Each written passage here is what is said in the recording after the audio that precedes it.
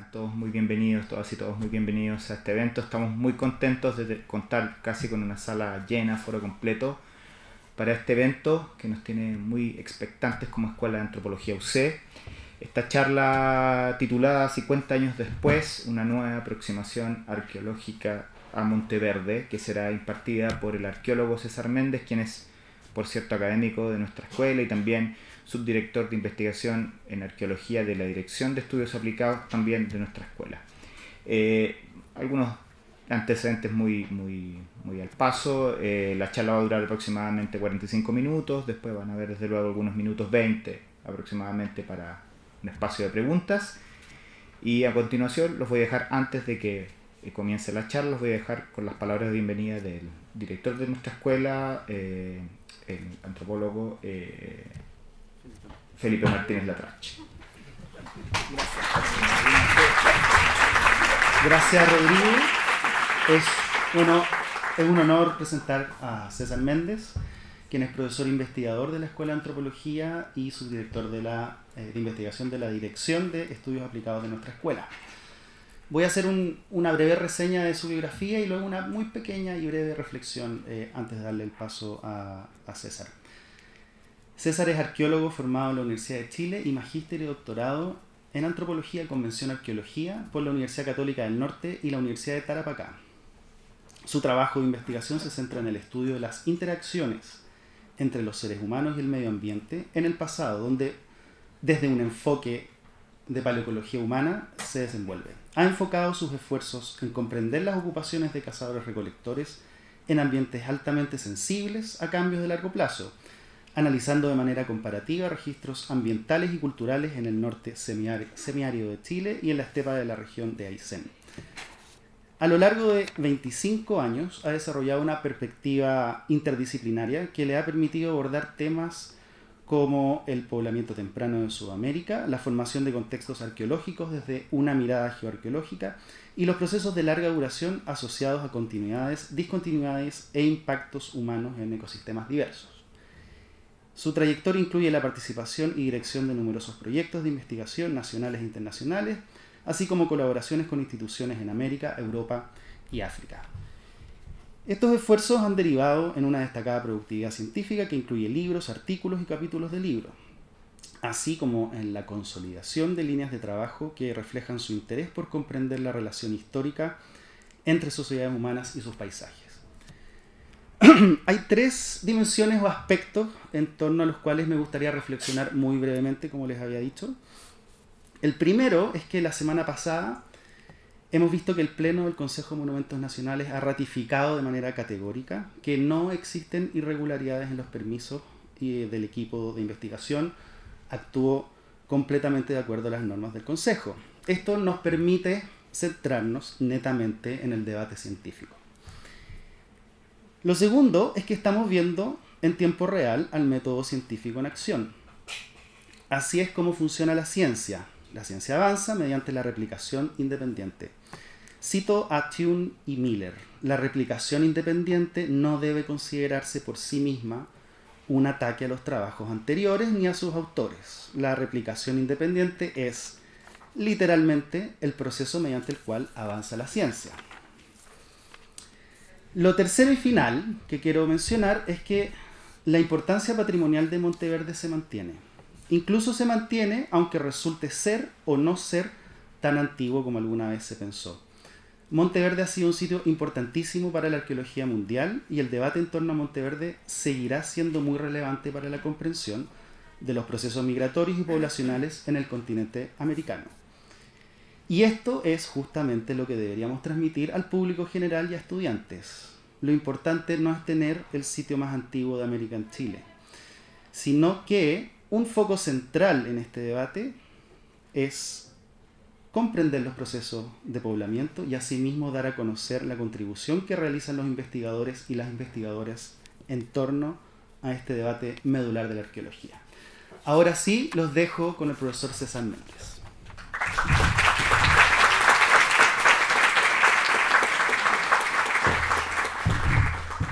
Muchísimas gracias a todas y todos por estar acá. Yo estoy muy feliz de de esta concurrencia y de la posibilidad de contarles un poco respecto a lo que ha sido la investigación que hemos desarrollado durante los últimos 4 años, ¿no? Y además, no solo son los últimos 4 años, también van a ver con algunos comentarios que voy a hacer, es la reducción, ¿no es cierto?, en alguna medida, el interés por un tema de investigación que me ha acompañado desde que empecé la carrera y estaba incluso antes que muchos de ustedes, ¿no? Nos convoca el día de hoy a hablar de un trabajo que fue publicado hace unas semanas atrás, casi un mes atrás, en la revista Science, respecto al sitio Monteverde.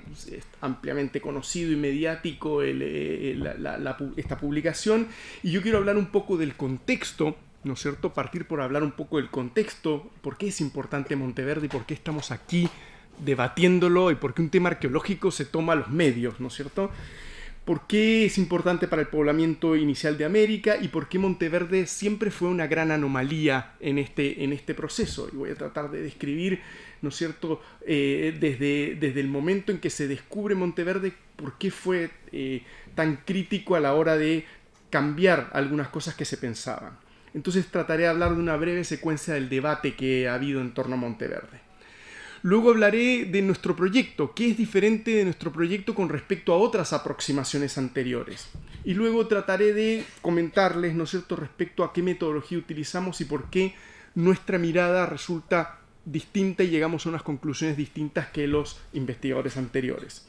Hablaremos de paisajes aluviales y de paisajes glaciares, y ahí entraremos ya en materia propiamente, ¿no es cierto?, de los análogos actuales que nos permiten entender, ¿no es cierto?, la reconstrucción del paisaje.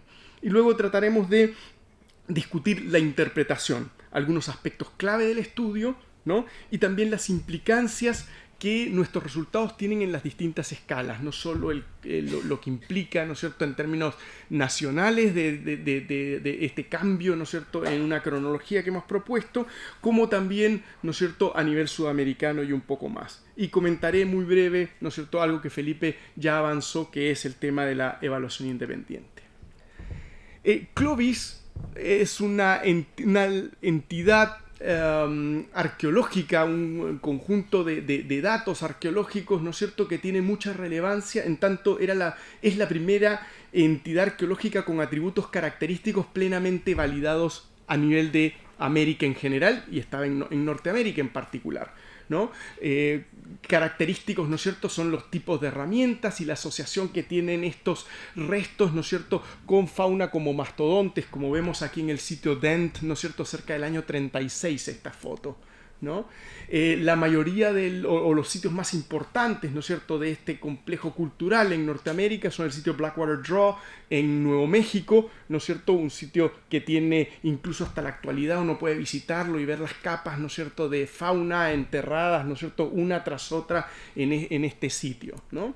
Y sabemos que estas poblaciones humanas eran poblaciones humanas especializadas en el consumo de megafauna. Se ha tratado de debatir esto largamente, pero el año antes pasado salió este paper que es maravilloso, ¿no es cierto?, en donde nos habla, ¿no sé?, que el niño de Ansi, que el único resto humano de esta época, ¿no es cierto?, y su madre, ¿no?, tenían la alimentación parecida a este animal, al Homotherium, ¿no es cierto? Era una señora que probablemente nunca comió una ensalada en su vida, eran especialistas, ¿no es cierto?, en megafauna, en comer principalmente mamut, ¿no es cierto?, en las estepas en ese momento, ¿no?, en las planicies. Tempranamente, en el año 36, cuando se empieza a trabajar sistemáticamente algunos sitios en el sur de Chile, un arqueólogo llamado Junius Baird recorre parte de la Patagonia y encuentra sitios que eran de una edad comparable. En esa época todavía no habían dataciones radiocarbónicas, pero algunos sitios que eran equivalentes a este complejo Clovis, ¿no es cierto?, pero en Sudamérica, y que tenían unas características puntas de proyectil como esta que se ve aquí, que eran diferentes de las puntas Clovis, pero tenían semblanza y parecían bastante a estas, ¿no es cierto? Y él excava un sitio muy famoso cercano a Punta Arenas que se llama Cueva de Fel, ¿no? Luego estas piezas empiezan a aparecer por toda Sudamérica, ¿no es cierto? Esta es una lámina de Uruguay prestada por un colega que muestra la cantidad de estas herramientas y que vienen a ser el equivalente funcional que uno podría decir de lo que era el complejo cultural Clovis en Norteamérica. En tanto, son herramientas para la casa bastante parecidas, diagnósticas, ¿no es cierto?, que nos permiten evidenciar, ¿no?, algún aspecto similar. Y estas puntas también están asociadas a consumo de megafauna en Sudamérica y otros elementos que son importantes, pero tempranamente se pudo encontrar también que en Sudamérica se replica reiteradamente en distintos lugares la presencia de este tipo de ocupaciones, ¿no es cierto?, que yo estoy resumiendo de forma simplística como ocupaciones con este tipo de herramientas cola de pescado. La principal anomalía que hubo, ¿no es cierto?, y digo la principal porque no es la única, hay muchos otros sitios, ¿no es cierto?, de edad parecida a Monteverde, hay otros sitios incluso más tempranos y hay sitios controversiales o tan controversiales como Monteverde, pero la gran anomalía, y voy a explicar por qué, ¿no es cierto?, fue Monteverde, ¿no? Este es un sitio arqueológico en el sur de Chile, muy cerca de Puerto Montt, en el ambiente que ustedes ven, ¿no es cierto?, en la región de los lagos, entre el Océano Pacífico y la cordillera y muy cerca, ¿no es cierto?, al seno del Reloncaví, ¿no? Se emplaza a lo largo de un pequeño estero que se llama Chinchihuapi. Este sitio fue una gran anomalía porque se encontraron muchos elementos muy distintos de lo esperado. Se encontraron una estaca de madera, restos de cordelería, fragmentos de huesos de mastodonte trabajados, ¿no es cierto?, con indentaciones, ¿no es cierto?, que sugerían trabajo humano. Se encontró muy poquito material lítico, ¿no es cierto? Estas piezas que vemos acá, más algunas más que no están ilustradas, son las piezas de material lítico de Monteverde, es decir, era inusualmente extraño en el contexto de que nosotros esperamos que en sitios tan tempranos, ¿no es cierto?, la presencia de material lítico es en general mayor en un sitio, ¿no? Pero también se encontraron restos inusuales como lo que fue interpretado como las bases de estructuras habitacionales en la base de la excavación. Estaba este famoso estructura en forma de hueso de la suerte que le llamó el arqueólogo que lo interpretó, Tom Dillehay, ¿no es cierto?, y algunas otras estructuras, ¿no?, que caracterizaban como las bases de habitaciones. Entonces era anómalo también el sitio en el sentido de que además nosotros esperábamos que las poblaciones de esta época fueran poblaciones altamente móviles, que tuvieran habitaciones livianas y que no construyeran elementos, ¿no es cierto?, para mantenerse durante tiempos prolongados como sería una habitación, ¿no es cierto?, más construida de madera. De hecho, las primeras representaciones ilustradas, ¿no es cierto?, que salen en Scientific American, ¿no es cierto?, tempranamente, son las que ven ustedes en esta lámina. Y llamo la atención hacia la parte derecha, ¿no?, o izquierda de ustedes, ¿no es cierto?, de la lámina, en donde yo destaco en rojo dos momentos particulares, ¿no? Los dos de la parte de más arriba. El sitio tenía un nivel de 33.000 años, ¿no es cierto?, un nivel que no fue necesariamente o no fue tan fuertemente respaldado ni siquiera por los propios investigadores. Ellos enuncian que hay un nivel de 33.000 años y un segundo nivel que es el MB6, la capa MB6, que tenía una ocupación de alrededor de 14.500 años, ¿no es cierto? Y esos dos son los dos niveles de Monteverde, llamado el Monteverde 1 el más antiguo, Monteverde 2 el más reciente.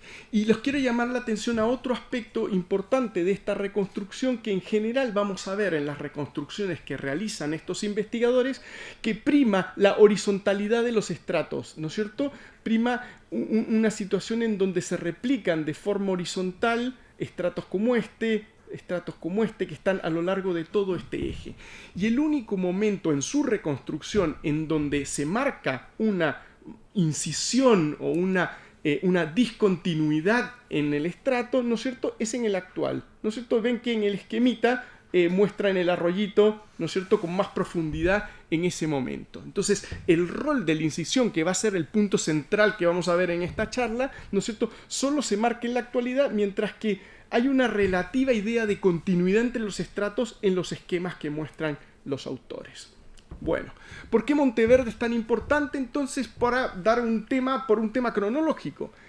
Los sitios, ¿no es cierto?, en esta zona, hace 15.500 años y un poco más atrás, ¿no es cierto?, en esta zona que hoy día es Alaska, que no tenía una cobertura glaciar, ¿no es cierto?, son 500 años más jóvenes que Monteverde. No hay un sitio mayor a 14.000 años en Alaska. Y desde ahí venimos. Eso está archicomprobado.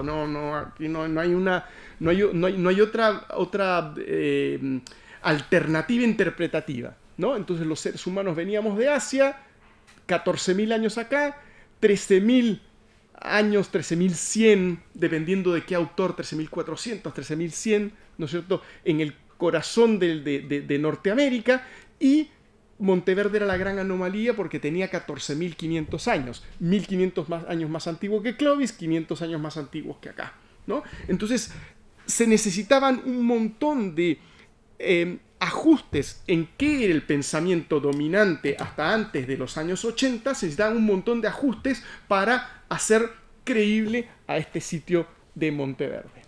Ya había hablado que los contextos y los rasgos son inusuales, tenía esta altísima preservación, cordelería, estacas, los restos de madera que no son comunes en los sitios arqueológicos. Habían conductas que sugerían, ¿no es cierto?, que estos grupos humanos tenían un amplio espectro en términos de su subsistencia. Ya vamos a ver algo de lo que se ha propuesto con el consumo de algas y otros elementos. Y había un elemento que también es complejo, que la única conexión que había de Monteverde con otro sitio era principalmente con este sitio de Taimatayma en Venezuela, ¿no es cierto?, en donde hay una distancia bastante larga, y este sitio además tiene un rango de fechados que no es muy confiable, son como casi 6.300 años, ¿no es cierto? El sitio de Taimatayma en Venezuela es el único otro sitio en donde se han encontrado en estratigrafía puntas de proyectil fechadas parecidas a las de Monteverde, que eran unas puntas muy distintas además que las puntas Clovis. Eran unas puntas lanceoladas, ¿no es cierto?, y que en el caso de este sitio en Venezuela aparecen claramente asociadas en la pelvis de dos, ¿no es cierto?, de dos mastodontes, ¿no? Aquí estaba clarita las puntas tipo el jobo, ¿no? Entonces, tempranamente muchos investigadores empezaron a criticar, ¿no es cierto?, desde distintos ángulos la evidencia que se tenía en Monteverde. Uno de ellos fue Thomas Lynch, con las subsecuentes réplicas de los investigadores, ida y vuelta, ¿no es cierto? Quiero decir con esto, el debate fue acalorado desde el principio. El hecho que este trabajo que hemos publicado nosotros haya generado debate está en una línea de un debate que viene, un debate que viene desde los años 80 probablemente en adelante, ¿no? Gran parte de la información que vino de Monteverde fue vertida, ¿no es cierto?, en dos volúmenes muy importantes, que uno aparece en el año 89 y uno aparece en el año 97. Y esto es importante decir las fechas, ¿no es cierto? Fue mucho tiempo entre que se habló del contexto del sitio y donde se habló de los materiales que salían en el sitio, ¿no es cierto? Pasaron casi su buena cantidad de años hasta el 97, en donde se publica ya la versión final de todos los análisis que se llevan a cabo, ¿no? Y yo copio este corte, ¿no es cierto?, que está en una de las láminas de este sitio, ¿no es cierto?, que tiene uno de los lados del arroyo, esta parte, el arroyo Chinchihuapi en el medio, aquí está de nuevo el arroyo, y cada una de estas barras son los cortes estratigráficos que fueron haciendo los investigadores para caracterizar a este sitio arqueológico. ¿Por qué es importante históricamente? En el año 97 se diseñó una visita al sitio arqueológico para que lo revisaran un panel de expertos.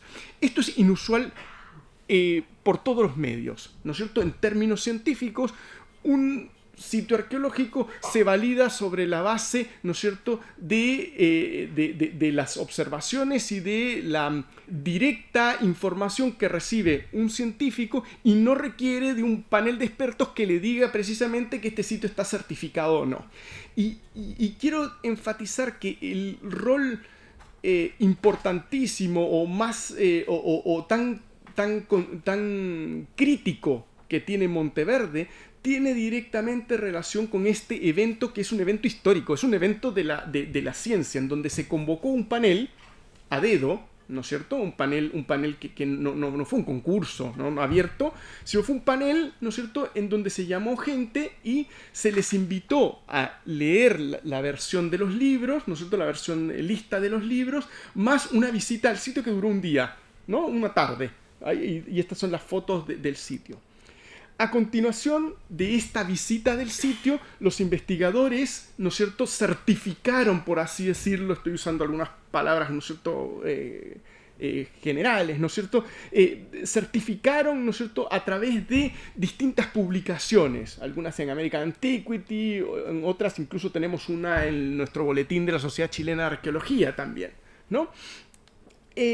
Pero todo esto se cristalizó en un volumen, ¿no es cierto?, en una revista National Geographic de ese mismo año, que fueron los que financiaron esta venida, ¿no es cierto?, a Chile, y en donde hay un testimonio, ¿no es cierto?, que le llaman ellos la caída de un paradigma, ¿no? Y se los quiero leer brevemente. Dice: finalmente, aún el más fuerte, ¿no es cierto?, investigador que daba el apoyo a Clovis, cedió en función del sitio chileno, ¿no es cierto? Los argumentos continuaron, ¿no? Y el coordinador del grupo, Alex Barker, del Museo de Historia Natural de Dallas, ¿no es cierto?, llamó a un voto a mano alzada, ¿no es cierto? El voto fue unánime, dice. Barker sonrió y levantó su botella de cerveza y propuso un brindis a que había pasado un paradigma, ¿no? Entonces, este es un contexto casi que podría darse en algún evento, en algún evento social de arqueólogos, pero que tuvo unas consecuencias para caracterizar y para respaldar una evidencia, y que salió en la revista de difusión científica más importante dentro del campo, y en los 80 además era mucho más importante. Ustedes tienen que imaginarse que yo coleccionaba esta revista completa. Ese póster lo tenía en mi pieza, salió en el año 97, yo estaba en segundo en la universidad y yo tenía ese póster en la pieza,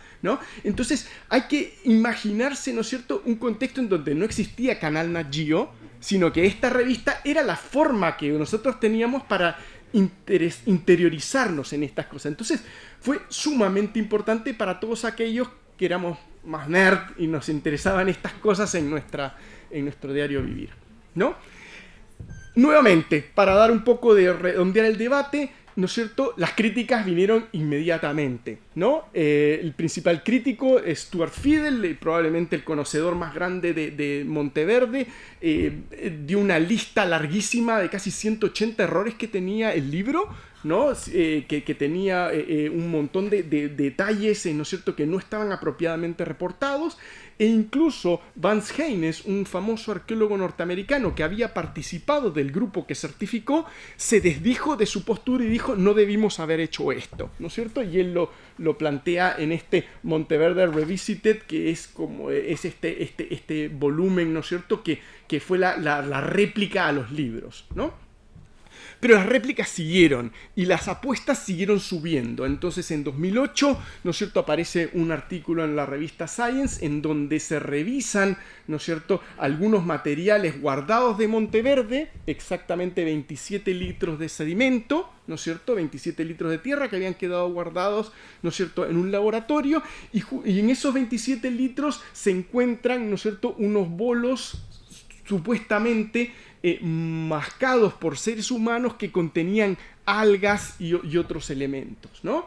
Y luego se llevan a cabo nuevas excavaciones en el sitio, y en 2015 aparece este otro artículo en donde ya no había un Monteverde 1 y un Monteverde 2, sino que habían niveles culturales de Monteverde que iban desde el 23.000 antes del presente, 18.000, 15.000, 15.000, 19.000, 14.000, 14.000, 14.000, 13.000, 10.000, ¿no es cierto? Ya no solo era el Monteverde de 14.600 años, sino que habían, se describe como capas que fueron sumándose unas tras otras en una superficie donde caminaron las poblaciones a lo largo de miles de años y siempre dejaron huella en el mismo lugar. Siempre en ese polígono del sitio, siempre dejaron huella en el mismo lugar, ¿no? También en el año 2019 empiezan a aparecer otros sitios dentro de lo que se llama, ya no se llama Monteverde, sino se llama el Complejo Monteverde, en donde aparece el sitio de Chinchihuapi, ¿no es cierto? Y otros sitios, Chinchihuapi 1, Chinchihuapi 2, ¿no es cierto? Otros sitios, y se va agrandando un poco el polígono de interés en torno a este, con nuevas evidencias de similares niveles de antigüedad, ¿no? Y entre medio de todos estos tiempos, ¿no es cierto?, no voy a poner todos los artículos, pero no dejaron de haber los detractores desde la geología, detractores desde el método radiocarbónico, detractores desde el tipo de materiales y las interpretaciones, ¿no? Un montón de artículos a los cuales siempre hubo réplicas, siempre hubo una vuelta de parte de los investigadores. ¿Qué nos diferencia a nosotros ahora nuestra investigación con respecto a todas las investigaciones anteriores? Nosotros fuimos a terreno, ¿no es cierto? 25 años después de la famosa visita, se inició un proyecto diferente, un proyecto en donde realizamos las primeras observaciones, ¿no es cierto?, a elementos que llamaron la atención, ¿no es cierto?, sobre su posibles otros mecanismos que habrían estado funcionando en el sitio y que no habían sido reportados de la misma forma que nosotros los reportaríamos a la comunidad, ¿no? Uno de ellos muy interesante es esta, no sé si alcanzan a ver, una bola de turba redepositada, es decir, la turba se presenta como un sedimento horizontal, homogéneo, ¿no es cierto?, que es el resultado de una formación de un pantano.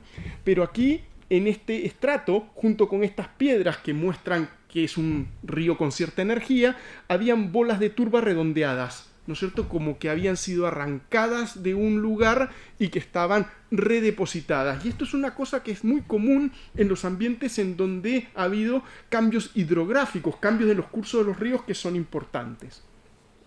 Entonces nos juntamos un grupo de investigadores, ¿no es cierto?, que somos los autores del trabajo que nos convoca el día de hoy, y observamos que junto con la turba redepositada habían fragmentos de madera en un estrato que nos parecía que por la cercanía al arroyo debía ser una forma del paisaje más parecida a las formas del paisaje recientes. Cuando digo Holoceno hablo de los últimos 11.000 años, cuando digo Pleistoceno hablo de, ¿no es cierto?, el millón y tantos años, ¿no es cierto?, anteriores a eso, ¿no?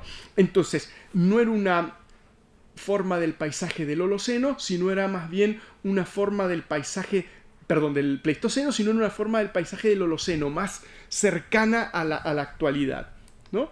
Entonces nos juntamos y nos propusimos poner a prueba la idea de que esta madera, que había sido, ¿no es cierto?, originalmente fechada en Monteverde, debía proponer de otra unidad estratigráfica en donde estuviera in situ. Y nos fuimos, ¿no es cierto?, aquí están las observaciones de la madera, ¿no es cierto?, fechada, aquí fueron las áreas de excavación de los arqueólogos anteriores, ¿no es cierto?, observamos la bola de turba, la madera por aquí, y nos fuimos a esta terraza más antigua, justo al frente del sitio, pero dentro del polígono. Y observamos que había una línea, ¿no es cierto?, acá ven estas marquitas, son mis banderitas amarillas, ¿no es cierto?, es toda una línea muy horizontal en donde había madera in situ, ¿no es cierto?, un estrato en donde la madera estaba no redepositada junto con otros clastos, no redepositada junto con otros materiales, sino en la forma de un estrato que nos parecía in situ. Y esto eran algunas de las observaciones iniciales que teníamos. Cuando hablo de la madera, hablo de un montón de madera. Hay madera para regalar, realmente. Madera, ¿no es cierto?, muy bien preservada, muy bien estratificada, ¿no? Por lo tanto, diseñamos una investigación para determinar la antigüedad de estas terrazas, ¿no? No nos parecía que las terrazas más cercanas, más profundas, más bajas, ¿no es cierto?, no quiero decir más profundas, sino más bajas, en donde se había excavado el sitio, podían ser tan antiguas. Entonces quisimos testearlo nosotros mismos. Para eso diseñamos una investigación muestreando solamente perfiles expuestos, sin llevar a cabo ninguna excavación. El río, por suerte, el estero, ¿no es cierto?, corta bien los perfiles y hay muchas paredes expuestas que permiten ver esta sucesión, y fuimos eligiendo, ¿no es cierto?, distintas muestras para fechar con radiocarbono, ¿no es cierto? Ya voy a explicar estos tipos de muestreo, pero radiocarbono es el tradicional de la arqueología, OSL, que fecha el momento en que los sedimentos dejaron de exponerse a la luz solar, ¿no? Y geoquímica de Tefras, que es en el fondo analizar la huella digital química que tienen las cenizas de erupciones volcánicas, ¿no? Entonces hicimos un modelo de elevación digital de la zona utilizando drones, como se hace en la actualidad, y este modelo digital de elevación nos permitió trazar, ¿no es cierto?, sectores en donde identificamos un conjunto de terrazas más antiguas, que son las que están en gris, T3 y T4. Todo lo que es gris clarito es más antiguo, y lo que estaba en el centro, cerca del arroyo, son terrazas recientemente formadas, ¿no es cierto? Está 2, está 3, y donde están en negro, estas con S, son los lugares que nosotros utilizamos para obtener nuestras muestras. Algunas dentro del perímetro del sitio Monteverde y otras fuera, hay unas por acá, otras fuera del sitio, ¿no? Porque estábamos buscando una forma de reconstruir el paisaje más allá que solamente reconstruirlo en el sitio mismo. Metodología de campo, ¿no es cierto? Miramos cada uno de estos perfiles, cada uno de estos perfiles fueron descritos de forma sistemática. Aquí hay un ejemplo de, ¿no es cierto?, cómo se distribuyen esto y cómo estaban la evidencia, ¿no es cierto?, en cada una de estas formas del paisaje. Para mostrarles dos ejemplos de dos perfiles, ¿no es cierto?, teníamos perfiles de las terrazas más altas, por ejemplo esta T4, y teníamos perfiles en las terrazas más bajas. Las terrazas más bajas son más recientes que las terrazas más antiguas que se formaron más afuera. Ya voy a explicar un poco eso, ya voy a explicar cómo funciona eso en los ríos, ¿no es cierto?, y en los contextos aluviales, ¿no? Pero cuando nosotros posicionamos el trabajo anterior de los autores anteriores sobre nuestras investigaciones, ¿no es cierto?, podríamos decir que la parte alta de esta secuencia de ellos está en nuestra terraza 4 y las partes bajas, ¿no es cierto?, donde está el sitio Monteverde, están, ¿no es cierto?, en este tipo de terrazas que están en la terraza 2, ¿no? Para el muestreo, ¿no es cierto?, nosotros pedimos un permiso que ya Felipe aludió al Consejo de Monumentos Nacionales para la obtención de 16 muestras, solamente 16 pedazos de madera, turba o las cenizas volcánicas, 16 muestras dentro del sitio arqueológico, y obviamente sacamos más muestras fuera del sitio arqueológico, sacamos un montón de muestras más y qué sé yo. Pero dentro del sitio arqueológico fueron solo estas 16 que ustedes ven cómo estamos registrándolas, ¿no es cierto?, con un escáner 3D a nivel milimétrico. Entonces, les cuento un poco cuáles son los resultados de nuestra investigación, ¿no es cierto? Para contarles un poco los resultados vamos a hablar un poco de cómo son los glaciares, ¿no? Durante el Pleistoceno, ¿no es cierto?, había un manto glaciar sobre los Andes en el sur de Chile, ¿no es cierto? Y este manto glaciar en distintas partes, dependiendo de la zona, estuvo en su máxima expresión entre 25.000 y 19.000 años atrás. Pero el sitio Monteverde sabemos que estaba pegadito al glaciar, ¿no es cierto? Era un sector que le llamamos periglacial, ¿no? El glaciar nunca estuvo encima, pero sí estuvo al lado. Y esto tiene importancias una gran importancia, porque tenemos que ver cómo es un ambiente al lado de un glaciar. Y no todos tenemos el privilegio que hemos tenido algunos de estar en terreno en torno a glaciares y entonces me voy al glaciar San Quintín, que es mi preferido, ¿no es cierto? El glaciar San Quintín es la masa glaciar más grande que existe en Chile en este momento. Lo tenemos ahí, ¿no es cierto?, la cordillera de los Andes. El glaciar San Quintín, ¿no es cierto?, llega hasta acá, tiene una gran laguna proglaciar y nosotros llevamos a cabo observaciones por todo este sector. Cuando estoy caminando, ¿no es cierto?, frente al glaciar San Quintín, al lado del glaciar, ¿no es cierto?, hay un outwash o un sector en donde bota el glaciar, en la medida que se va derritiendo, bota litros mega, ¿no?, mucha cantidad de agua, ¿no es cierto?, y esta agua viene con gran energía, viene con gran formación de de sedimentos que acarrea el glaciar y forma estos planos, estos grandes planos, ¿no es cierto?, enfrente al glaciar. En los bordes de este glaciar siempre hay, de los bordes del sector periglaciar siempre hay bosques porque hay mucha agua, ¿no? Y tenemos que pensar, ¿no es cierto?, el glaciar San Quintín está en el sur de Aysén, ¿no? Y entonces podemos pensar que era una posición análoga, ¿no es cierto?, a Puerto Montt hace unos miles de años atrás, ¿no? Cuando hay bosques, a veces hay madera estratificada, este palo no, pero estas sí son maderas que están estratificadas, que uno las encuentra capas de maderas, y cuando se forman pantanos, se generan turbas en estas áreas cercanas a los glaciares, ¿no? Entonces nos vamos de nuevo a Monteverde, habiendo conocido cómo es un ambiente glaciar y qué se forma en un ambiente glaciar. Y Monteverde está por acá, pero nosotros nuestras primeras observaciones las realizamos en un área de extracción de áridos, ¿no? Ahí pueden ver la maquinaria, están los colegas ahí, y nosotros vemos primero una formación de un outwash glaciar, ¿no es cierto? Toda esta parte inorgánica, gris, que no tiene vida, ¿no es cierto? En donde el glaciar está botando agua y está botando toneladas de agua, no alcanza a generar ningún suelo, ninguna posición en donde se genere vegetación, sino va incorporando sedimentos y piedras y mucho material, ¿no es cierto? Tiene canales entre medio y se forma este outwash glaciar, que es la formación Salto Chico, que le llaman gracias al trabajo de Mario Pino, que fue quien definió esta formación en la zona. Pero sobre la formación Salto Chico, la siguiente foto les quiero mostrar esta parte de arriba, ¿no? Vemos que después de la formación del outwash glaciar hay sedimentos, ¿no es cierto? Esta unidad le llamamos B nosotros, después se formó un pantano, se formó turba, encima cayó ceniza volcánica y después tenemos el suelo actual. Y esto no hay que pescarlo porque esto es del movimiento de la maquinaria, ¿no es cierto?, de la maquinaria que estaba trabajando. Pero vemos una secuencia de que después del outwash glaciar aparecen una sucesión de eventos posteriores al proceso de deglaciación.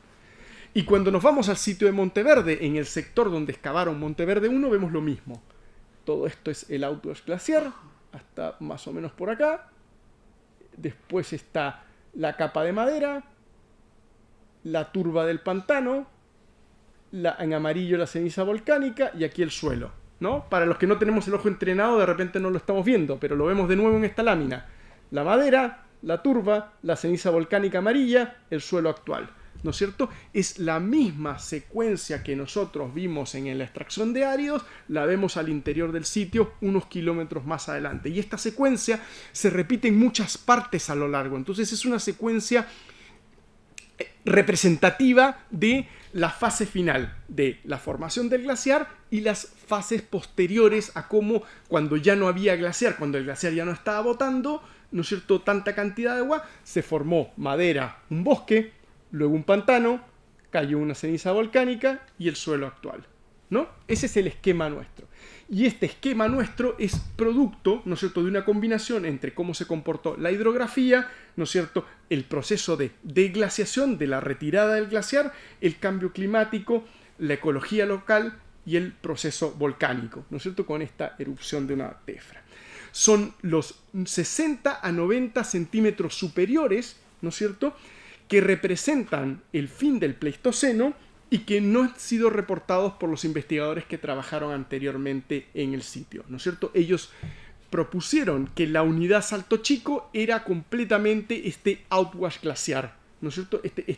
Pero esta parte alta, estos últimos 60 centímetros, ellos reportaron el grueso, pero no reportaron los últimos 60 centímetros, no lo observaron, no lo reportaron. Entonces, vamos a un esquema que es más simple de ver. Se deposita primero el outwash glaciar, ¿no es cierto? El esquema es el mismo que van a ver arriba. Se deposita con una capa de maderas que se forma, ¿no es cierto?, en el punto número 2, coloniza el bosque y se forma esta capa de maderas. Luego coloniza un pantano. Hasta ahí es muy parecido al esquema de los autores anteriores, ¿no es cierto? Y luego nosotros vemos una capa de ceniza, que en el sur las capas de ceniza son muy amarillentas, muy características, ¿no es cierto?, cuando cuando se depositan y entran en una reacción química, ¿no? Y luego esta capa de cenizas es enterrada y se forma el suelo actual, ¿no? Y hasta ahí esta es la primera parte de nuestro esquema.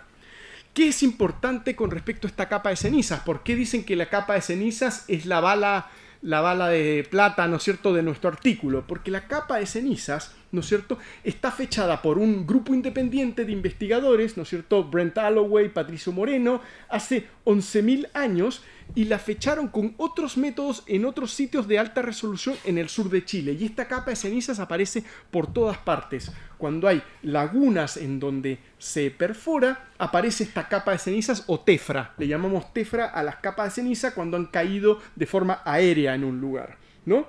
Está muy bien datada hasta hace 11.000 años atrás, pero lo bueno de las capas de cenizas es que tienen una firma y se puede saber no solo de qué volcán provienen, sino de qué erupción de dicho volcán provienen. Son como las huellas digitales, ¿no es cierto? Y tenemos la tefra Lepue, ¿no es cierto? Estos son los datos originales, ¿no es cierto? Estos son valores químicos, ¿no? Nosotros hicimos este método que se llama ICP-MS, que permite identificar 32 elementos en partes por millón. Créanme que es súper preciso, ¿no? Es como, la verdad que cada una de estas, al utilizar tantos elementos, ¿no es cierto?, podemos estar muy convencidos de que es esa tefra y no otra, ¿no? Y todas nuestras muestras son muy, muy idénticas, ¿no es cierto?, en estos valores a las muestras originales obtenidas por los arqueólogos, por los geólogos anteriores, y destaco estas que son al interior del sitio Monteverde, ¿no es cierto? Esta es la sección, la que vieron, las fotos que ustedes vieron vienen de ahí. La tefra del volcán Lepue proviene del volcán Michimahuida. Es un volcán frente a Chaitén, ¿no es cierto?, muy cerquita, y está en el área, ¿no es cierto?, la pluma llegó hasta Monteverde, está registrada en todo este sector, ¿no? La erupción, sabemos entonces que ocurrió hace 11.000 años.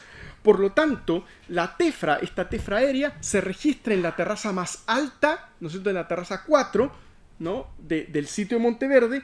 Por lo tanto, todas las terrazas que están al interior de ese sistema, si la terraza más antigua se formó, ¿no es cierto?, y las terrazas más recientes se forman dentro del sistema, todas las terrazas más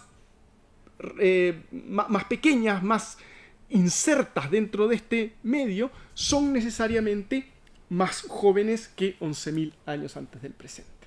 Entonces, ¿no?, ¿cómo explicamos, ¿no? Volvemos a nuestro esquema, ¿no es cierto? ¿Cómo explicamos lo que sucede, ¿no?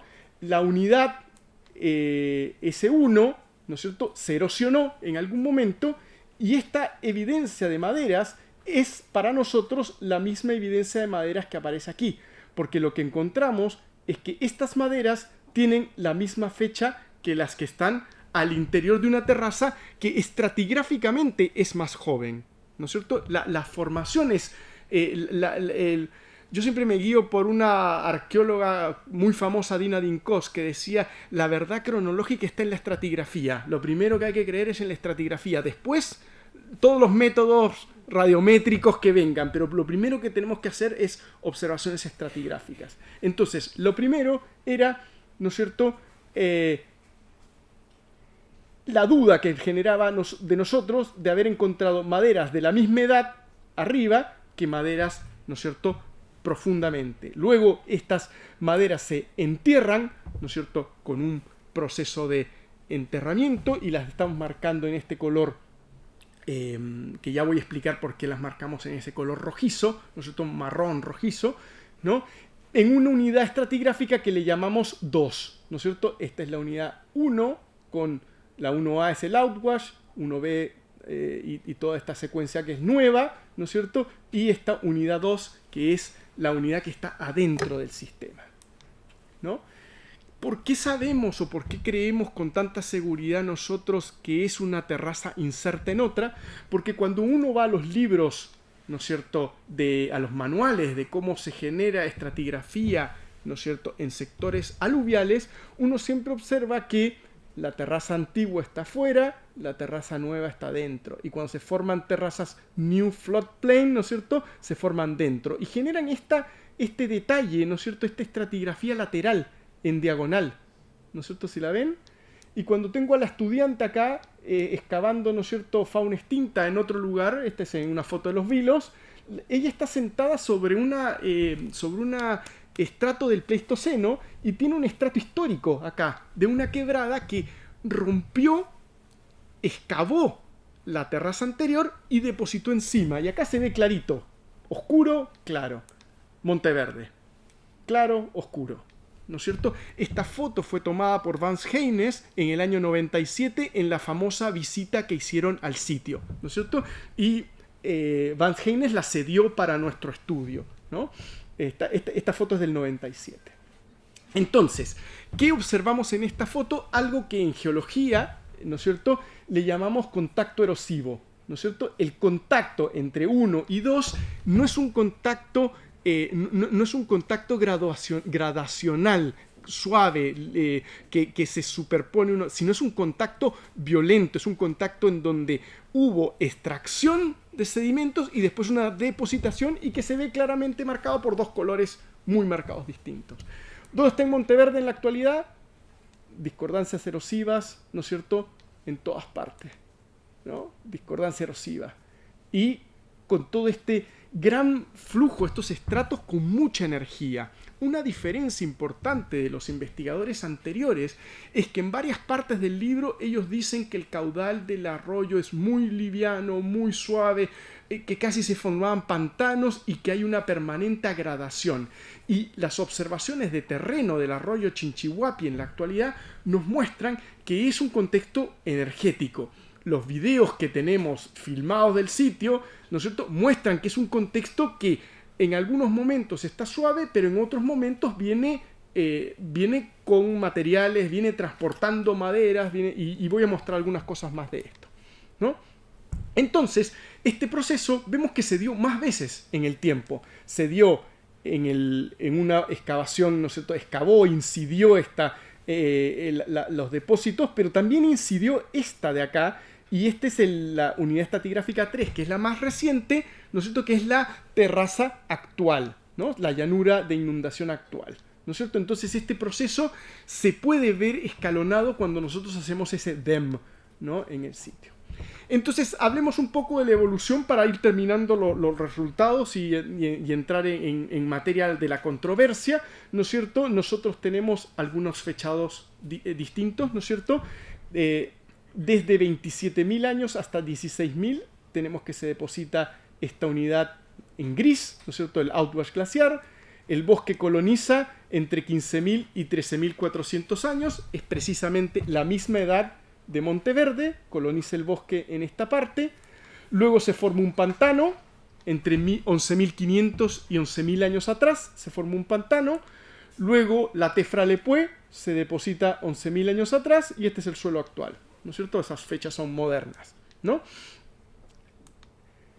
Este componente tenemos fechas de radiocarbono y de OSL que muestran que tiene una edad entre 8.600 y 3.000 años atrás. Y ya voy a explicar en detalle por qué logramos esos fechados, ¿no? Pero por lo menos tenemos que este componente, con nuestras fechas, tiene no más allá de 8.600 años. Por lo tanto, el proceso de erosión, este corte, se dio en algún momento entre 11.000 y 8.600 años atrás, ¿no es cierto? Y vamos a hablar también en un momento de qué sucede en ese periodo que genera un corte, ¿no? Primero la cronología de la unidad estratigráfica 2. La unidad estratigráfica 2, ¿no es cierto?, les decía, la fechamos con muestras de radiocarbono y muestras de OSL. Las muestras de OSL tienen la ventaja por sobre el radiocarbono, que el radiocarbono está fechando la materia orgánica contenida dentro del estrato. El OSL, si bien es cierto, tiene rangos de error más grandes, el OSL fecha el momento en que ese sedimento dejó de recibir luz solar. Por lo tanto, ese sedimento dejó de estar expuesto al sol cuando se enterró. Por lo tanto, para entender una capa portadora es adecuado no solo utilizar radiocarbono, sino combinarlo con otros métodos como el OSL, ¿no? Entonces, entrando a la discusión, ¿no? ¿Por qué? Quiero discutir algunos puntos para recibir luego sus preguntas, ¿no? ¿Por qué la madera, ¿no es cierto?, en nuestra unidad estratigráfica alta y Monteverde 2, excavado por los arqueólogos, tienen la misma edad? ¿Por qué sucedió eso, no? ¿Qué explica luego lo otro? Que el proceso de erosión haya sido entre 11.000 y 8.600 años. ¿Qué pasó en esta región para que haya habido tal erosión que excavó y que generó los cauces como son en la actualidad?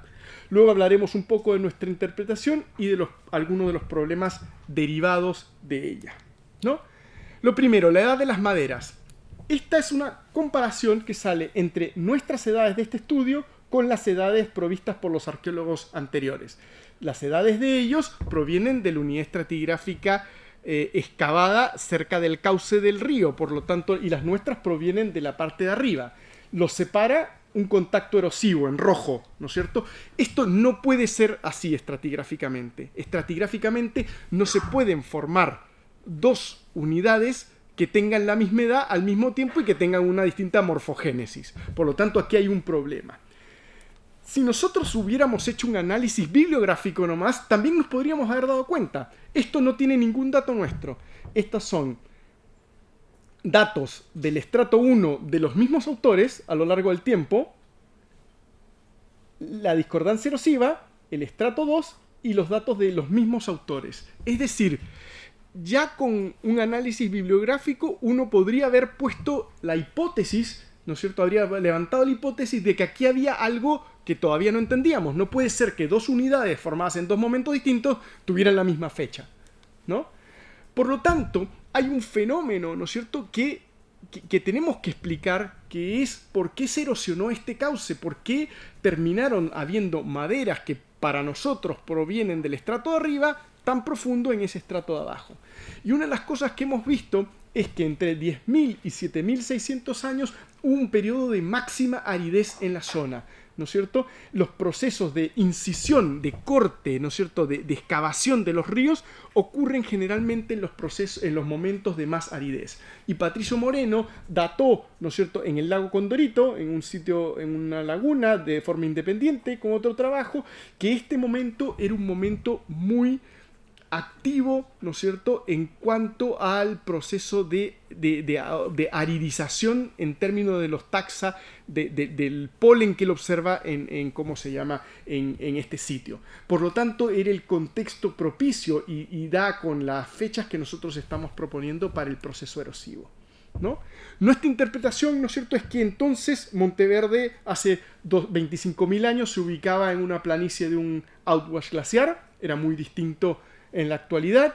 Entre 15.000 y 13.000 años creció un bosque, luego se formaron pantanos, a los 11.000 años se depositó la Tefra Lepue en este momento, y entre 10.000 y 8.000 o 8.600 años atrás, bajo las condiciones cálidas y secas, el arroyo incide, erosiona y los bloques de madera, ¿no es cierto?, quedan dando vueltas, esta gran cantidad de madera que estaba disponible, para que luego, después del 8.600 antes del presente, esta fue enterrada nuevamente por el mismo material retrabajado aguas arriba, ¿no?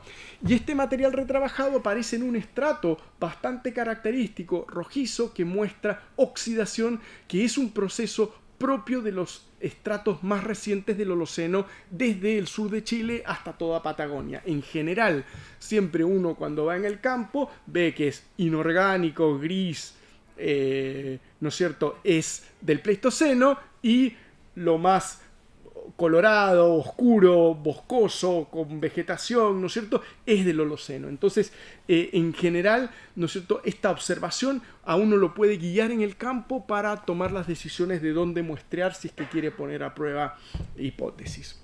Cuando excavaron Monteverde, y ahora vamos a entrar en las excavaciones propiamente, ¿no es cierto?, para hablar de esta madera, se encontró esto en las excavaciones, un enjambre de madera en la base del sitio, un enjambre de madera. Pero cuando lo reportan los autores, ¿no es cierto?, hay maderas seleccionadas nomás. Es decir, ¿cuáles fueron los criterios, quiero decir, para seleccionar qué maderas constituían la base de estas plantas habitacionales y qué maderas eran, ¿no es cierto?, maderas que estaban fuera de lugar? Acá hubo un proceso de selección que va desde esta cantidad de maderas que estaban en la base hasta esto que se interpreta como estructuras habitacionales. Por lo tanto, lo que nosotros estamos defendiendo es que este estero hace 10.000 años tuvo mucha más energía, ¿no es cierto?, de la que de la que los autores plantearon que originalmente tenían y que ellos pensaban que la madera está in situ. ¿Cómo hicimos para evaluar esto? Hicimos un poco de experimentación, nos fuimos al sitio, llevamos a cabo muestreos por toda esta parte para evaluar qué tanta madera estaba el arroyo transportando, ¿no? Este fue un trabajo de Todd Surovell que se fue y empezó a medir cada uno de los diámetros, ¿no es cierto?, de estos troncos, y habían troncos grandes, troncos medianos, troncos pequeños, y entre medio nos encontramos un tronco, ¿no es cierto?, parado. Y es igualito a la estaca, ¿no? Incluso tienen como la misma posición, ¿no es cierto? A mí me evoca esto una cosa que fue interpretada como una estaca cultural, ¿no es cierto? Se dan en el estero en la actualidad de forma natural, ¿no? Entonces, ojo cuando nosotros estamos en los sitios arqueológicos y estamos interpretando algunas cosas que nos parecen necesariamente culturales y que pueden haber otros mecanismos alternativos para su interpretación. Esta idea de que la madera de Monteverde era redepositada no es originalmente nuestra, ya la habían presentado otros investigadores. En 1993, Frederick Hailey West, ¿no es cierto?, él planteó que probablemente el sitio era un sitio ya redepositado, y esto además él lo plantea cuando hace la evaluación. Él hizo la evaluación del volumen de Monteverde y ya había planteado esta hipótesis, o sea, es decir, la idea de ponerle tanta pelea, tanta controversia a lo nuestro no es más que uno más de los trabajos que se ha hecho, ¿no es cierto?, en función de defender estas ideas alternativas en este sitio. Los materiales culturales también son complejos de interpretar en Monteverde. Les había mencionado que estas puntas, como estas de acá, ¿no es cierto?, eran comparadas frecuentemente con puntas que ocurren en el sitio de Taimataime en Venezuela, que se llaman el Jobo. Pero si nosotros nos vamos a los sitios de los conchales alrededor de toda esta zona, encontramos puntas que están dentro del mismo rango morfológico y de tamaño, ¿no es cierto? En términos de la arqueología, nosotros podemos decir que es más fácil comparar estos materiales con lo que ocurre en el entorno, ¿no? Y estas puntas del Holoceno medio están fechadas en general entre 6.000 y 4.000, 5.000, 6.000 años, ¿no es cierto?, en esta zona.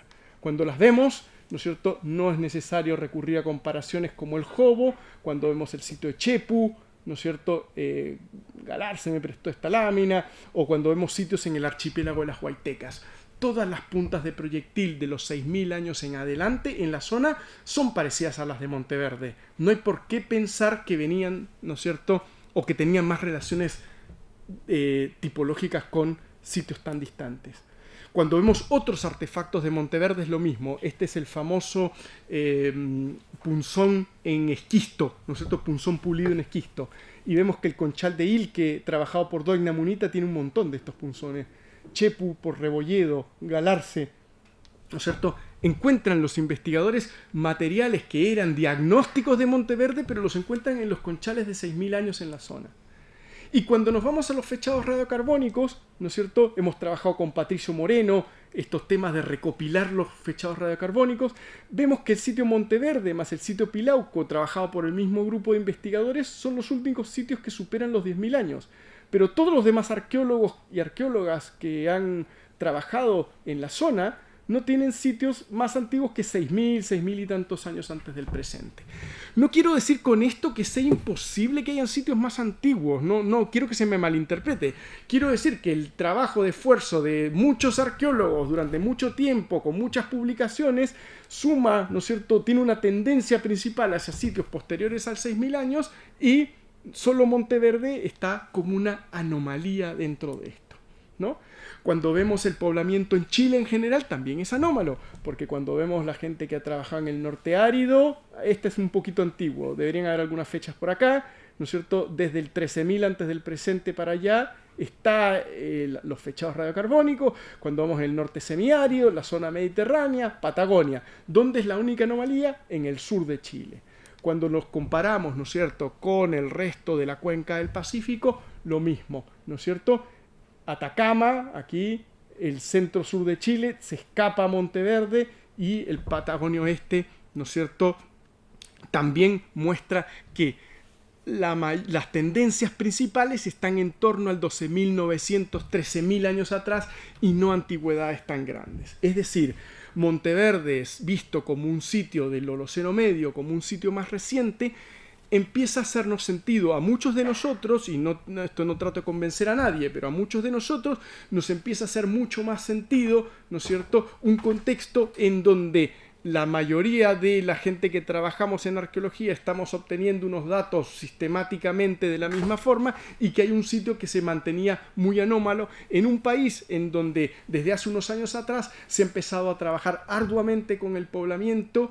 Varias décadas ya llevamos con el poblamiento, muestreando, trabajando, utilizando métodos que no son de ninguna, que no, ¿cómo se llama?, no son nada diferentes de los métodos internacionales que se usan y que logramos, ¿no es cierto?, un resultado consistente, y Monteverde era algo anómalo en este sentido. Por lo tanto, quiero llevar a la última lámina, que es este artículo que salió hace una semana, en donde mismo Felipe lo citó, de Tune y Miller, ¿no es cierto?, en donde ellos plantean que el hecho de replicar y de ir a terreno y contrastar con nuevos ojos información que ya creíamos que estaba escrita en la piedra es un acto científico válido y virtuoso. Nosotros ir a terreno, mirar nuevamente los datos, revisarlos, no es una ofensa, no es un agravio en contra de aquellos que nos precedieron, sino es solamente el hecho de querer mirar con otra visión, plantear otra mirada y, ¿cómo se llama?, tratar de proponer visiones alternativas que la comunidad científica dirá si son correctas o no. Así que quiero agradecer a las personas que están acá y a las distintas instituciones, ¿no es cierto?, que nos han apoyado en estos 4 años. Muchas gracias.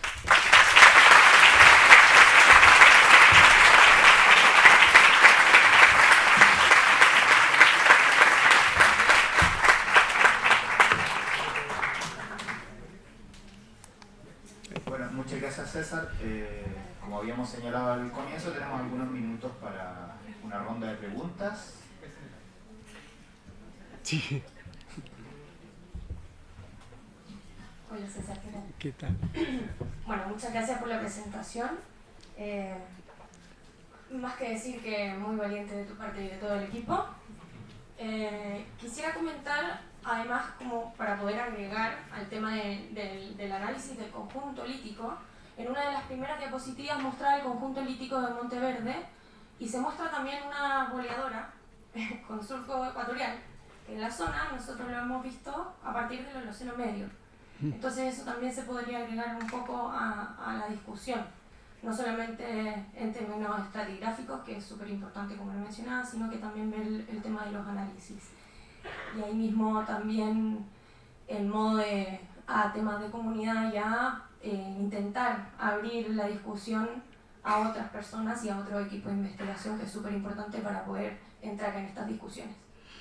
Sí, yo estoy súper de acuerdo contigo. Las bolas yo no las mencioné, pero también en Chepu, en el sitio de Chepu hay piezas muy similares a esas que están mostradas en Monteverde, y uno podría hacer también el paralelo con ese otro tipo de material. Y de todas maneras estoy más que ya no a que pensemos desde este puntapié o de este arrojo, ¿no?, que tuvimos nosotros, que pensemos en ver los conjuntos regionales, porque una de las cosas que ha diferenciado la arqueología de esta zona con la arqueología de otras zonas es principalmente que en otras zonas estamos mucho más acostumbrados a hacer arqueología regional y no arqueología de sitio.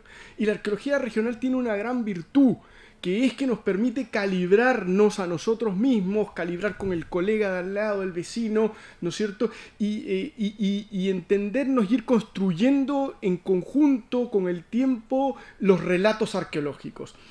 Monteverde estuvo muy solo. Monteverde estuvo aislado, no hubo nunca un programa de análisis regional. nunca hubo un programa de prospecciones, nunca hubo otros colegas de otros que trabajaran en el valle de al lado, no en el valle de Chinchihuapi o en el río Maullín. Estuvo muy aislado mucho tiempo, y eso es un problema propio que tenemos que decir desde de la arqueología. No hicimos arqueología en el sur de Chile y solo la hizo un equipo de investigación que tuvo su idea y la desarrolló. Y ahora, cuando la disciplina es más madura, cuando algunos otros decidimos ir a mirar sitios de que han trabajado otros colegas, nos estamos dando cuenta que podemos mirar las cosas de otra manera, y que eso se pudo haber hecho en muchas partes. En Patagonia se hizo, en el norte semiárido donde yo trabajo se hace rutinariamente, hay varios equipos de investigación uno al lado de otro, y en esta zona se mantuvo muy aislado, y creo que también eso es un tirón de orejas para nosotros mismos como comunidad. No nos distribuimos equitativamente en el paisaje. Sí, por favor.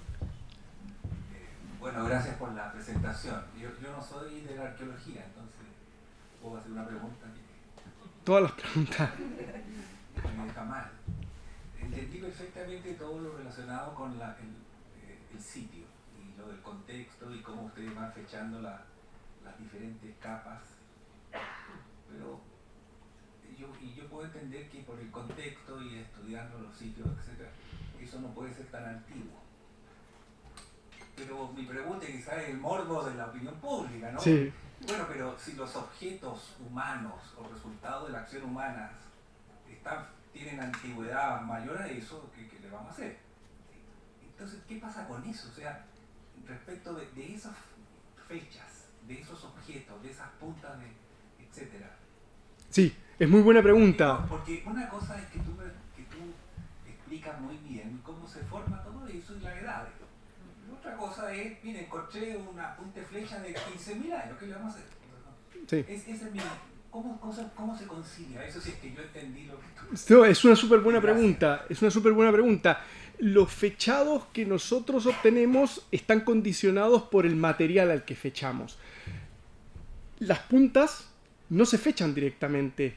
Las puntas no tenemos conocimiento de la edad.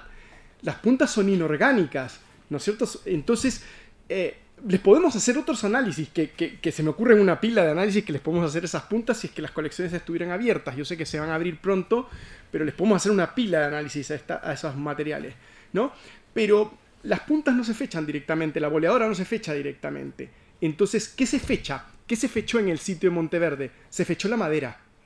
Se fechó la madera, y quizás yo lo pasé muy rápido porque yo estaba muy en el decir, ¿no es cierto?, en la terraza de arriba hay maderas iguales a la edad de las maderas de abajo. La mayoría de los análisis, y voy a decir la mayoría porque no todos, la gran mayoría de los análisis de los autores son fechas de maderas. Hay algunos otros materiales, pero que son materiales livianos, que si movieron maderas también podríamos presumir que están sujetos a este mecanismo de movimiento que tuvo el arroyo en ese momento. Yo diría, no lo queremos plantear como una conclusión, sino lo queremos plantear como un mecanismo distinto de formación, y que tenemos un montón de cosas más, ¿no? Y yo, ya que toqué el tema de las colecciones son importantísimas. Nosotros deberíamos ir a esas piezas y hacerle análisis, por ejemplo, de estroncio, para ver, ¿no es cierto?, de dónde provienen esas piedras con las que se hicieron esos materiales. Podría haber una avenida por ahí. Podemos hacer fechados directos de los materiales que estuvieron trabajados. Y ahí podrían salir, de ese proceso científico, podrían salir argumentos en favor de ellos o en favor de nosotros. ¿Ah? Abrir las colecciones, ¿no es cierto?, que es algo que no se ha podido acceder a la comunidad científica desde el inicio de estos trabajos.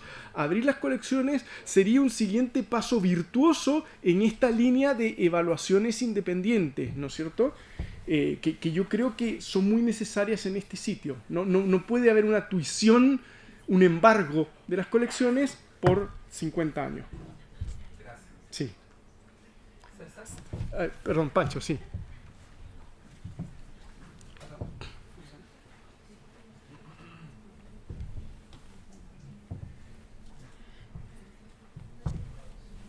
Sí, este funciona. Bueno, gracias a César por dar la oportunidad de explorar en aquella parte del trabajo científico que expone el modo en que construimos aquello que nosotros normalmente, protocolarmente, llamamos una verdad. Las verdades en ciencia dependen de un principio de intersubjetividad, y eso es incuestionable. O sea, es el grupo de personas que bajo ciertas condiciones con sus instrumentos coinciden en que el evento que ocurre. Por supuesto que esto tiene un peligro, porque no existe ninguna verdad que ocurra en el laboratorio. Todas las verdades ocurren socialmente. Y en consecuencia, el hecho de que el sitio haya puesto en tela de juicio un modelo previo, activó en el fondo justamente la institucionalidad de los procedimientos y de los enunciados con respecto a las cosas. Un grupo de científicos vino, algunos colegas nuestros, y certificaron el sitio, como tú dijiste. O sea, me parece que es tremendamente aleccionador acerca de el valor que tiene la construcción de este tipo de enunciado.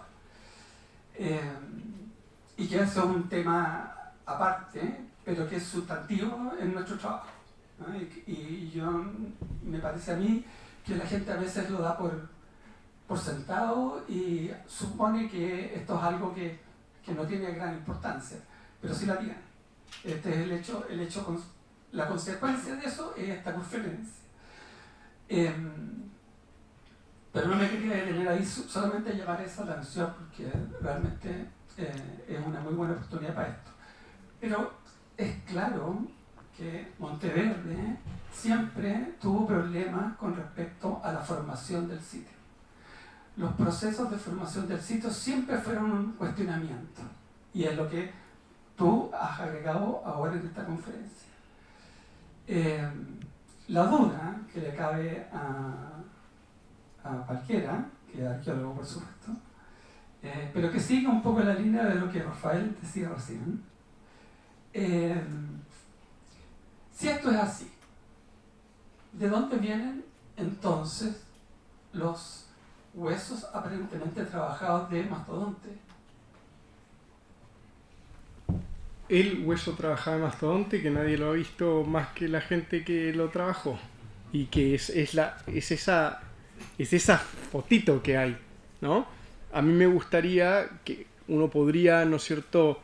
Hay un montón de métodos actuales de 3D, de escaneos, de poner a disposición a la comunidad, ¿cómo se llama? Esa información para hacerse los juicios. Yo lo he leído nomás en un libro, ¿no? Entonces, eso de lo primero, ¿no? Hay un montón de temas que se pueden levantar con respecto a los artefactos y que creo que se resuelven con abrir las colecciones, que era una de las cosas que decía yo. Permitir que gente con experiencia en tafonomía lítica, así como nosotros nos interesaba hacer ese experimento con las maderas, ¿no es cierto?, a lo largo del arroyo, gente que se interese por entender cómo se dañan las piedras en un arroyo, cómo se fracturan. Sabemos que las piedras se fracturan de forma natural y que a veces imitan a las fracturas humanas. Sabemos que las maderas se fracturan de una manera, los huesos se fracturan de otra manera, y hemos excavado en un montón de contextos, ¿no? Mi experiencia, por ejemplo, en el Norte Chico, hemos excavado un montón de contextos no humanos en donde encontramos huesos en posiciones, huesos de fauna extinta me refiero, que son muy resistentes y que se mueven en posiciones que pueden ser elocuentes, que pueden llevar a confusión. Recuerdo en algún cauce excavar 10 centímetros de piedra y encontrar un molar de mastodonte. O sea, es solamente un tema de ejercicio y de entrenamiento el poder ver esas cosas en el paisaje, porque huesos hay en muchas partes y en el sur de Chile precisamente es muy productivo en cuanto a esos huesos. Pero todos esos huesos, ¿no es cierto?, tenemos que filtrarlos por análisis tafonómicos que nos permitan saber si es que las huellas son o no son de origen antrópico. Y yo creo que ver las colecciones no le va a ser, va a ser virtuoso y no le va a hacer daño a nadie. Y lo otro, no puedo estar más de acuerdo contigo, y que era una de las cosas con las que empecé este comentario, ¿no es cierto?, que en el fondo Monteverde tiene una excesiva importancia por el contexto histórico que nosotros le dimos, nosotros como comunidad, ¿no? Si hubiese sido un sitio más, podría haber sido un sitio tan importante, pero habría habido una normal ida y vuelta de ideas respecto a un sitio. El hecho que nosotros le diéramos, y nosotros, la comunidad de los que trabajamos en este tema, desde Beringia hasta el Tierra del Fuego, ¿no es cierto?, que le diéramos tanta importancia y que le diéramos tanta importancia a esa tarde en el bar de Peyuco, porque fue en Peyuco ese bar, ¿no es cierto?, ¿no? Y que levantaron una cerveza arriba y dijeron todos estamos de acuerdo. Y yo creo que el error fue ese, el error de la comunidad científica fue ese, porque habríamos tenido un diálogo, creo, mucho más tranquilo, ¿no? Sí, y no algo que se pretendió haber certificado, haber escrito en una piedra, que no debió haber sido así. Sí. Bueno, César, gracias por la charla. Fui al glaciólogo y tenía muchas dudas arqueológicas que se solucionaron ahora. Ah, qué bueno. Y tengo dos dudas. O sea, primero, reconfirmar que ningún material de estos orgánicos, ni la estaca, ni el nudo, fueron fechados. ¿Ya? Y la otra es preguntarte cómo, si hay un, o sea, bueno, no sé, pero si hay un geólogo trabajando hace 50 años en el sitio, ¿cómo no ven lo mismo? Ya, sí. Ambas, tengo respuesta para ambas. Los materiales, es muy difícil la evaluación de cuáles materiales tienen agencia humana y que hayan sido fechados, porque nosotros estamos cuestionando el mecanismo. Si hay un mecanismo de movimiento más agresivo, un contexto de movimiento más agresivo con agua, yo esperaría que hubiese más marcas naturales de las que se plantearon originalmente, que habían en este pantano muy somero, en este contexto muy calmo de permanente agradación o permanente formación un estrato encima de otro, ¿no? Entonces yo creería que pueden haber argumentos que digan hemos fechado materiales, ¿no es cierto?, culturales, pero que sean, por ejemplo, hay algunos materiales que para mí no lo son. Si ustedes ven el libro, hay una lanza completa, pero a mí no me parece que es una lanza, me parece que es una rama.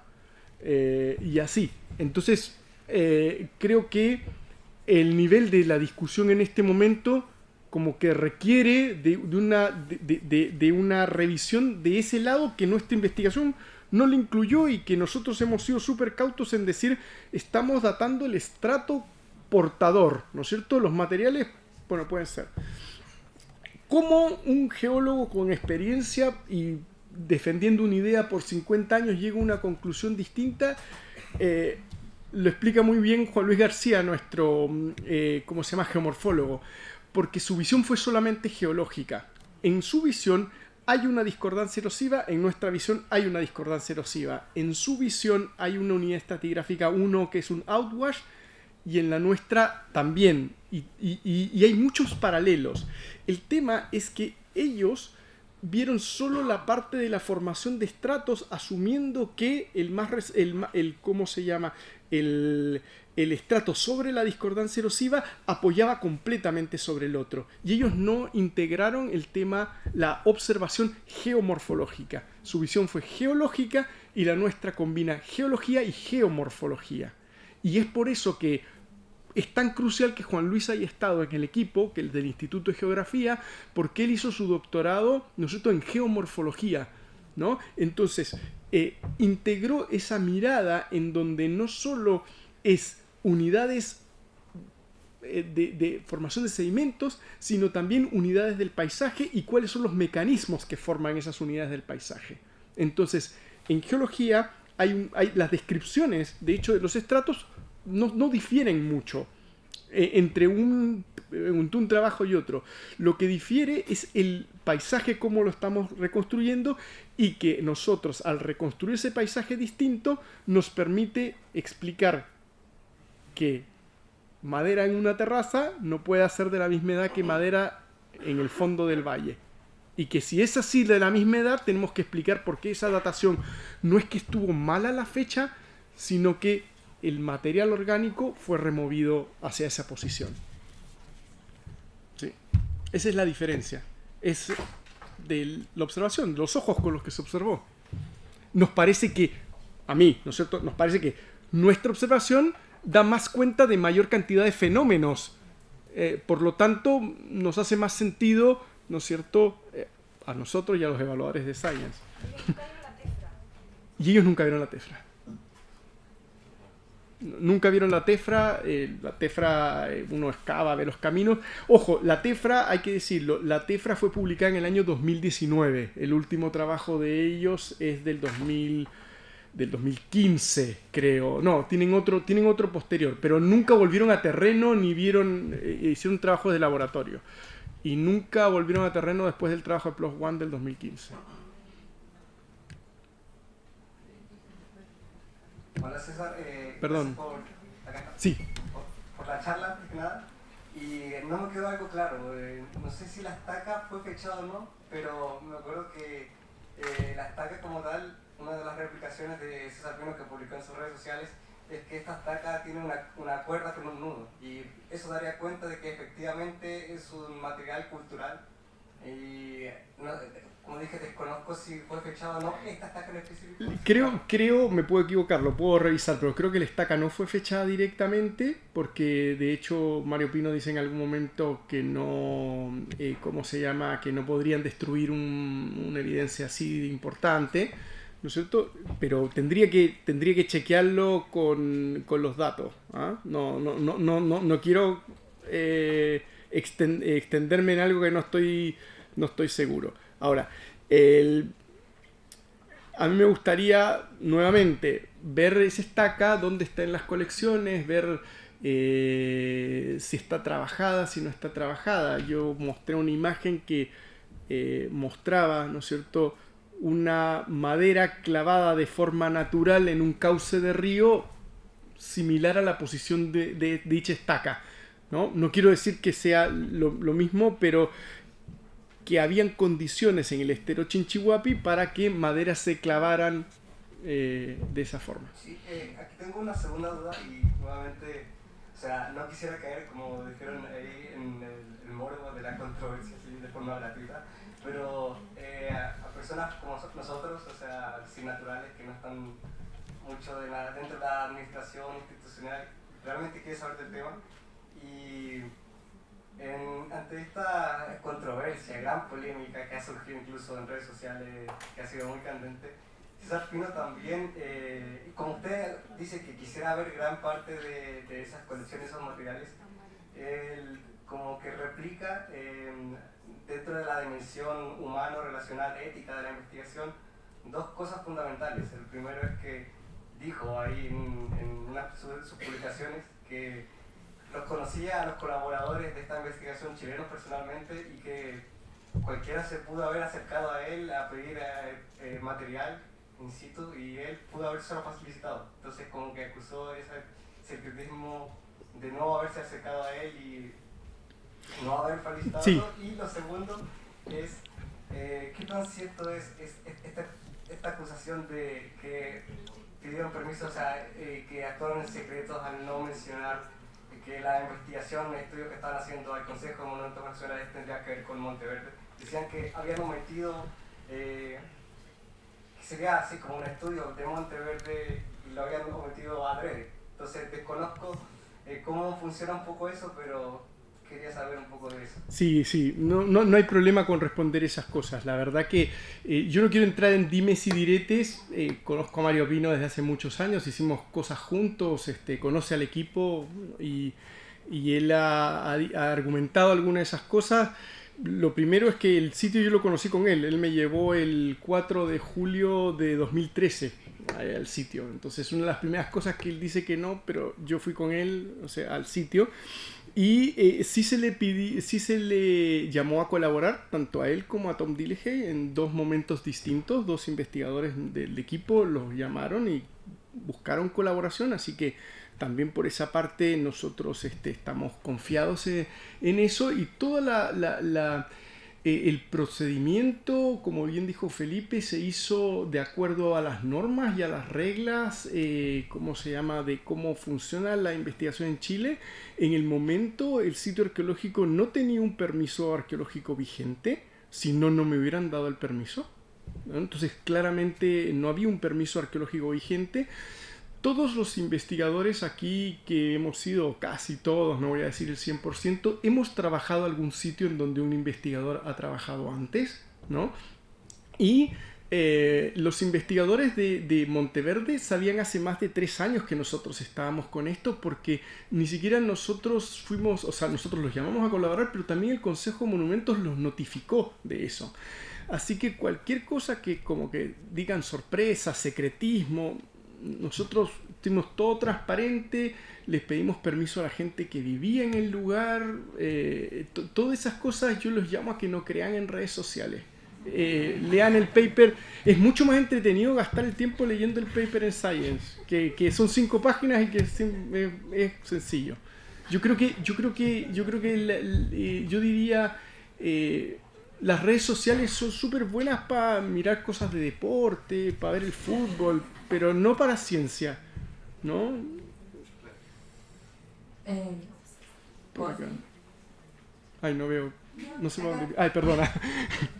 Quería volver un poco a la crítica arquitectónica. Entiendo que el sitio tenía antecedentes de crítica en términos de formación de sitio, pero me sorprende un poco esta imagen que muestras. Yo lo siento, profes, tampoco me estudié tanto el sitio Monteverde cuando nos lo enseñaron en la U, entonces como que ya era un poco debate pasado, pero me sorprende como esta imagen de las maderas y que después se despejan y casi que, como lo planteaste un poco, se arman como una casita con las maderas que dijeron. Si eso tiene un antecedente como de crítica, y si eso es así y no hay como una capa en la que se depositen las cosas, como ¿qué es Monteverde? Como una acumulación de cosas arrastradas por la corriente, está por verse con los análisis de los materiales, o como ¿qué queda? Sí, yo creo que es un clásico sitio con contexto aluvial en donde muchos de nosotros, cuando hemos excavado otros contextos aluviales, nos hemos dado cuenta que el arrastre es súper importante como mecanismo de acumulación de partículas sedimentarias, y los materiales arqueológicos son partículas sedimentarias.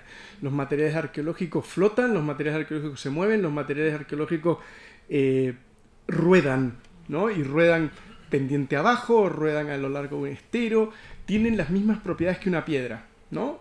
A veces, si es más alargado, rodará menos, si es más parecido a una esfera, rodará más.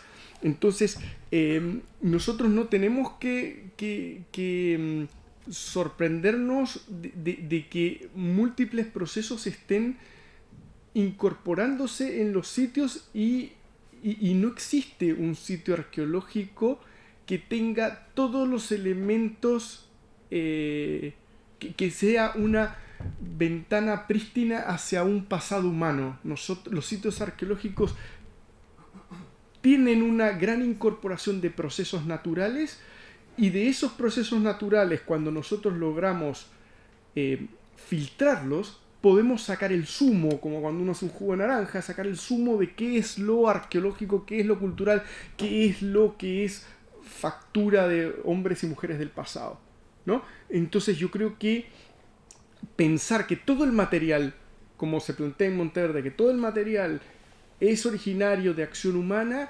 ya era un problema en sí mismo, ¿no? Y eso de plantear que las maderas también eran, todas las maderas eran producto de la acción humana, era un problema que antecedía, que estaba antes, ¿no es cierto?, de nuestra investigación. Sí. Hola César, buenas tardes. Buenas. Muchísimas gracias por la presentación. Yo la verdad quería hacer una pregunta bien explícita respecto de todo el estudio. Yo personalmente provengo del mundo de la historia y la polémica del debate entre Monteverde y Clovis lo vi cuando me tocó ver lo que era la historia de América prehispánica, precolombina. En ese sentido, inicialmente Monteverde aparece como un sitio que viene a disputar el paradigma Clovis. Inicialmente se vio así, o sea, la antigüedad demostraba que podría haber existido un poblamiento ya no necesariamente desde el estrecho de Bering, sino que a través de una vía transpacífica. Entonces, ahora con este estudio, yo cuando lo vi me sorprendió muchísimo que en realidad la antigüedad ahora se haya datado mucho más reciente de lo que inicialmente se pensó. Entonces, de alguna manera, este estudio viene a restablecer, de cierta manera, para quienes conocían el debate, el original paradigma Clovis. Entonces, ¿cómo pasa, según su perspectiva, a la visión general de la ciudadanía y para historiadores que se interesan por la historia antigua o prehispánica de América, el que se vuelva a reafirmar que Clovis realmente presenta los restos arqueológicos más antiguos y que indica la población más antigua del continente? Esto pensando, por supuesto, que también hay otros sitios que quizás tienen una antigüedad similar, pero que de todas maneras que Monteverde reduzca su edad contribuye nuevamente a que Clovis sea el principal paradigma. Sí. ¿Qué pasa con la teoría del poblamiento? O sea, ¿se ve menoscabada la teoría de la migración transpacífica? ¿Qué sucede con estos otros sitios que presentan fechas tan antiguas como el que nos presentó en Venezuela? Sí, yo creo que no, yo no lo pondría en ese tema porque eso, en esa perspectiva, porque esa perspectiva es caer recurrentemente a esta cosa binaria Clovis-Preclovis, que muchos investigadores han hecho sus carreras en función a esta discusión binaria. Y la verdad que discutirlo así nos nubla con respecto a entender la evidencia en cada caso. Nosotros tenemos que hacer estudios sitio por sitio, porque los arqueólogos trabajamos en sitios, entonces tenemos que hacer estudios sitio por sitio en donde vamos y sometemos a testeo, a prueba, ¿no es cierto?, el tipo de evidencias y el tipo de cosas. Entonces yo no sería de la idea de que porque nosotros hayamos publicado esto volvamos a caer en la misma discusión binaria, sino ¿por qué no lo pensamos de otra manera? ¿Por qué no lo pensamos? Tenemos que hacer investigación con réplica, ¿no es cierto?, independiente en cada uno de los lugares en donde estamos trabajando, ¿no? Y que eso es una perspectiva mucho más fructífera a la hora de generar un debate, porque el debate se va a generar sobre la base de la acumulación. Pero si nosotros estamos en la cosa binaria de eso no es, reducimos a una sobresimplificación un fenómeno que es complejo. ¿Y por qué quiero decir con estas palabras? Creo que ya que tenemos que ir entregando el auditorio, con estas palabras quiero un poco cerrar. Quiero hablar de lo virtuoso que es la réplica independiente y traerlo con otro ejemplo, para que no digan como que es mío, sino otro ejemplo independiente. El sitio de Tahuatahua, trabajado acá en la universidad por el profesor Labarca. En los años 60, finales de los 60 y 70, lo trabajó un equipo. Para ese equipo, ¿no es cierto?, liderado por el profesor Montané, era importante entender la asociación entre seres humanos y mastodontes en aquella época, y logró un fechado radiocarbónico. Y luego, en los años 80 y 90, Lautaro Núñez rescava, ¿no es cierto?, al lado, ¿no es cierto?, rescava el sitio y excava otro sitio más, y ya tenía otra perspectiva, tenía la interdisciplina y el paleoambiente, y ¿no es cierto?, y la idea de poner al ser humano en un contexto climático, y vuelve al mismo lugar y encuentra reiteradamente la misma información. Y luego viene el profesor Labarca, ¿no es cierto?, aquí presente con su equipo, ¿no es cierto?, y tiene otras preguntas de investigación, tiene otras preguntas: ¿cuál es el rol de los animales más pequeños, no solo los mastodontes? ¿Cuál es la interpretación del contexto? Y él les podrá hablar mucho más de eso.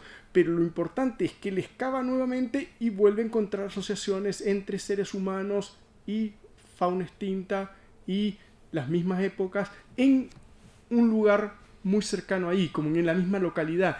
Y creo que ese es el ejemplo de cómo 3 generaciones de arqueólogos diferentes, ¿no es cierto?, realizan, ¿no es cierto?, un chequeo independiente, sin pelearse con nadie, ¿no es cierto?, de los sitios unos a otros a lo largo del tiempo, y lo que extraigo de eso es que ahí hay un dato sólido. Ahí hay un dato sólido y hay un dato que se fue construyendo a lo largo del tiempo con evaluaciones, ¿no?